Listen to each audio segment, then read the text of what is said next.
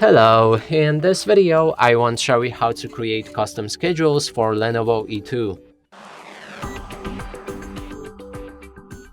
To do this, first you'll need to click on your robot inside the app, then go for the schedule. It should open another page, and here we'll be able to click on Add to create a new schedule. So let's say I want this schedule to begin on 10/12.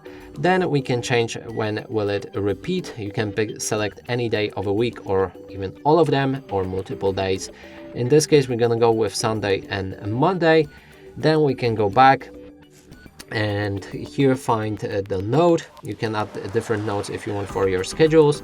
So I will call it begin. Then enable notification, which should notify us that the schedule has begun.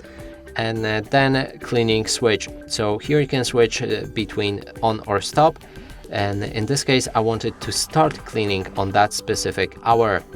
After we're ready, click on save, and that's how we created our first schedule. Now we need to create a second to actually make it stop cleaning. So we click on add schedule on the bottom and then finish that schedule on 12/10 like this.